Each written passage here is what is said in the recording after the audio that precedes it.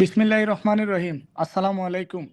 মাননীয় নেত্রী, আপনি আমাদের গ্রুপে আসার বক্তব্যের তারুণ্য শুরু করেছেন কক্সবাজার পর্যটন নগরী এবং বালিয়াড়ি সমুদ্র সৈকত। আপনার সেই অপরূপ সৌন্দর্যের বালিয়াড়ি সমুদ্র সৈকত এখন নেই। ৫ তারিখের পর সেই বালিয়াড়ি সমুদ্র সৈকতকে তারা হকারে পরিণত করেছে মাননীয় নেত্রী। এই বাংলাদেশে ৫ তারিখের পর আমরা বারবার মবের শিকার হয়েছি। আমি সামান্য ট্যুরিজম নিয়েই শুরু করব, কারণ আমি যেহেতু ট্যুরিজমের ছাত্র। কক্সবাজারের যে দৃশ্য, এই ৭৮ কিলোমিটারের সমুদ্র টেকনাফ এবং কক্সবাজার তারা দখল করে সেটাকে এখন হকারে পরিণত করেছে।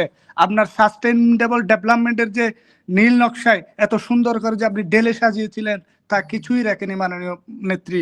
সেগুলাকে তারা দখল করে চাঁদাবাজি করে আমাদের তৃণমূলের নেতা কর্মীদের যে হোটেল রিসোর্ট যেগুলা ছিল সবগুলা তারা দখল করে ফেলেছে। মাননীয় নেত্রী ১০ মাস পর সেন্ট মার্টিনের জাহাজ শুরু করেছে, যেখানে দৈনিক ৫,০০০ মানুষ যাতায়াত করছে, কিন্তু গত ১ তারিখ ১১০০ মানুষ নিয়ে ৪টা জাহাজ যায় মাননীয় নেত্রী।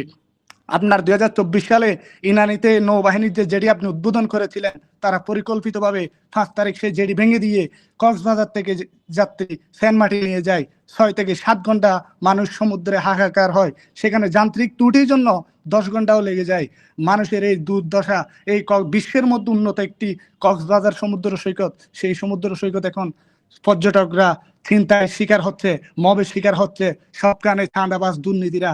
কারণ তাদের মাথায় টেকসই এবং উন্নত কোনো চিন্তাধারা নেই, তারা শুধু চাঁদাবাজ দুর্নীতি নিয়ে ভাবতেছে। মাননীয় নেত্রী, আপনার যে চিন্তাধারা ছিল বাংলাদেশকে ঢেলে সাজানো, আপনার সুন্দর এই মেরিন ড্রাইভ, আপনি সেই আপনার সাজানো মেরিন ড্রাইভ ১ বছরের মধ্যে তারা কিছুই রাখে নাই। পুরা কক্সবাজারকে তারা দুর্নীতি আর দখলবাজে পরিণত করেছে মাননীয় নেত্রী।